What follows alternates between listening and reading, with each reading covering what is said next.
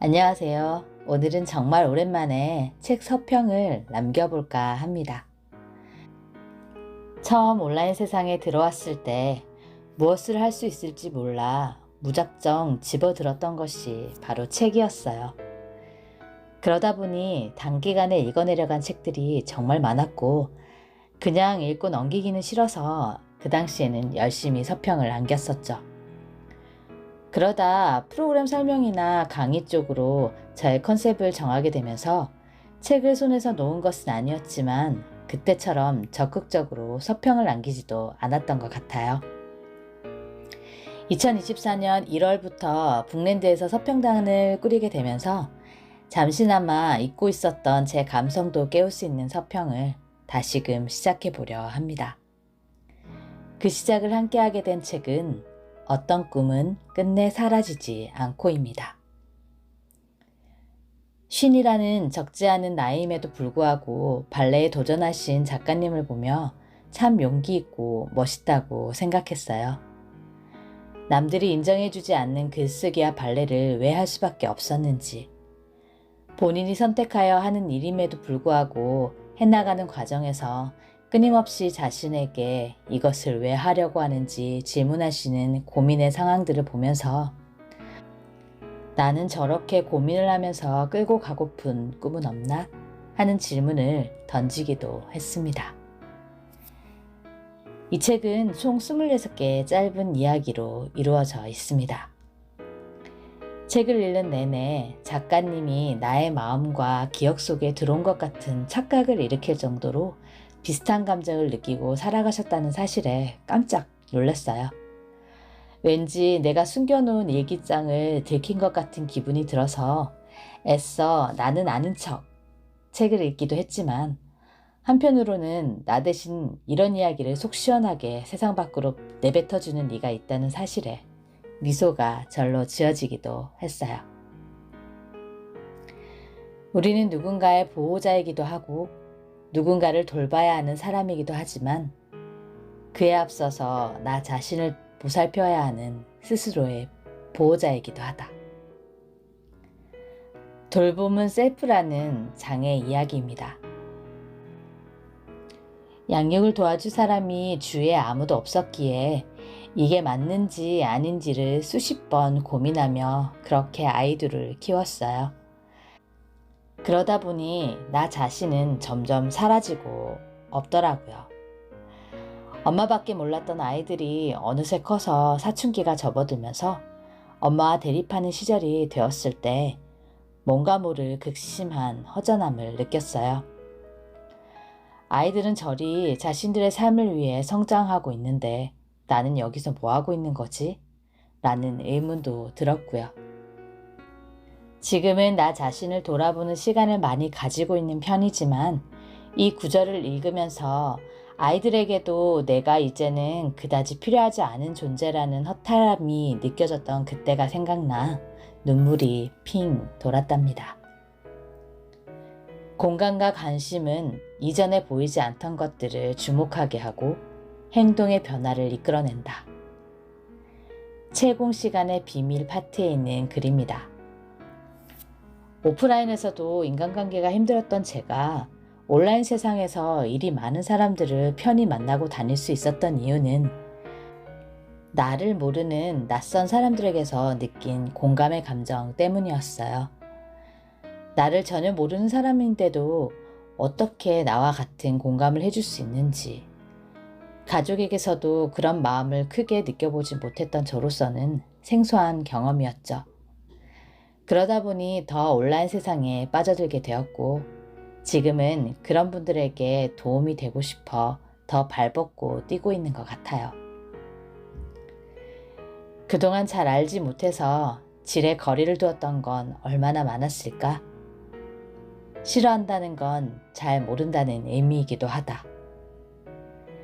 땀구멍이 열리는 순간 파트의 글입니다. 어릴 때부터 누구에게도 조언을 구할 수 없었기에 혼자 알아서 해야만 했어요. 그러다 보니 내가 결정한 사항에 대해서는 나 홀로 온전히 책임을 져야 한다는 강박관념에 더더 새로운 것에 도전해 볼 생각을 못 해본 것 같아요. 싫어한다는 건 내가 그것을 직접 해보면 싫어할 것이라는 짐작이 아닌 내가 그 일을 잘 모름으로써 다른 사람의 비웃음을 사게 될 것이라는 걱정 때문에 미리 해보지도 않고 싫어한다는 단정을 지었는지도 모르겠습니다. 이것으로 충분하다라는 마음은 이미 가진 것에 집중하는 마음이다. 남겨둔 20%가 아니라 뱃속을 채운 80%에 주목하는 삶이고, 나를 싫어하는 2명이 아니라 나를 아껴주는 1명에게 최선을 다하는 삶이다. 하라하치부 부분의 글입니다. 어쩌면 누구보다도 나 자신이 나에게 해주었어야 하는 이런 마음을 늘 못다한 20% 때문에 스스로를 옥죄고 괴롭혀왔던 것 같아요. 왜 더 잘하지 못했냐고, 왜 더 빨리, 더 많이 해내지 못했냐고 말이죠. 이것으로 충분하다고, 지금까지 잘해왔다는 격려와 칭찬의 한마디만 나 자신에게 해주었더라면 나머지 20%는 죽을 힘을 다해서가 아니라 재미있어서 신나게 해치웠을지도 모릅니다. 수천 번도 더 불러서 지문처럼 새겨진 이름을 얻고 아빠의 딸로 살아온 나는 변하지 않는다. 이름 껴안기 부분의 글입니다. 나 역시도 너무 특이한 이름 때문에 개명까지 생각해 본 적이 있었어요. 하지만 그 이름이 아빠가 심사숙고해서 지은 이름이란 것을 알고부터는 개명까지는 생각하지 않았죠. 하지만 그 이후로도 그 이름이 썩 마음에 드는 것은 아니었어요.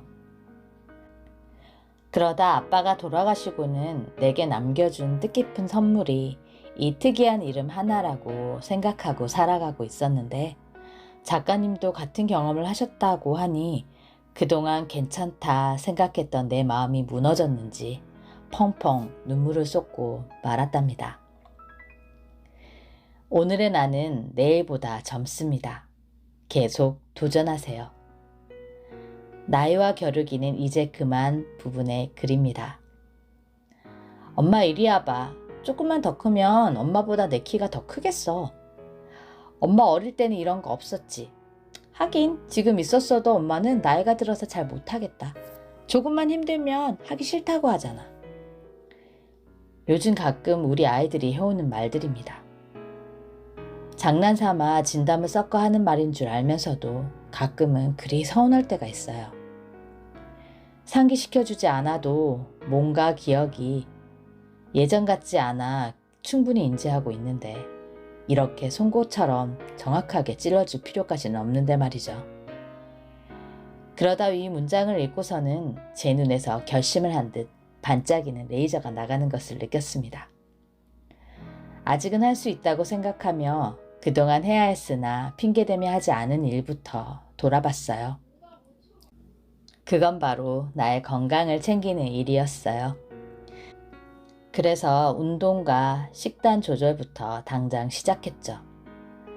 아직까지는 잘 지켜지고 있지만 혹시나 마음이 흐트러질 때면 저 문장을 머릿속에 꼭 떠올려 봐야겠습니다. 때때로 내 기억을 의심해 본다. 그리고 지금 눈에 보이는 것 그대로를 믿어본다. 기억의 연약함을 인정하고 어떤 기억을 품고 살지 결정하는 것은 사랑의 퍼즐을 제대로 맞추는 첫걸음일지 모른다. 기억 의심하기 파트입니다. 아빠가 지어준 이름 내용 다음으로 눈물을 쏟아낸 부분입니다. 저도 엄마와 사이가 그리 좋지 않아요. 친엄마인 거 맞냐고 속으로 몇 번이나 되뇌일 만큼 그렇게 사랑을 갈구하며 어린 시절을 보냈죠. 가끔 아이들이 엄마는 정말 티야! 라고 소리칠 때는 깜짝 놀라기도 합니다. 친정 엄마에게서 느꼈던 싸늘함이 우리 아이들에게도 전달되고 있나 싶어서 말이죠.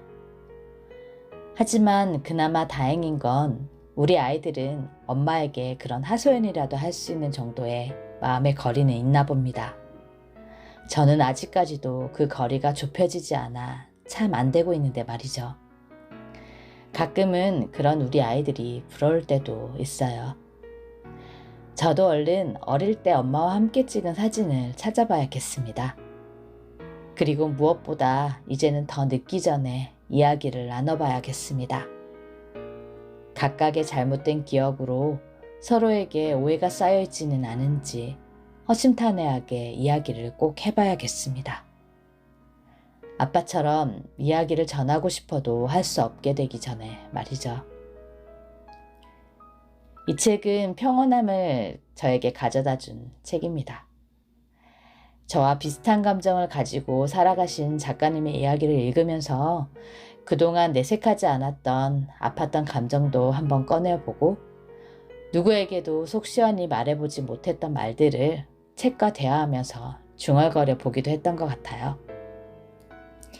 전혀 알지 못하는 사람과 이렇게 교감을 나눌 수 있다는 건 독서의 가장 큰 매력이 아닌가 생각합니다.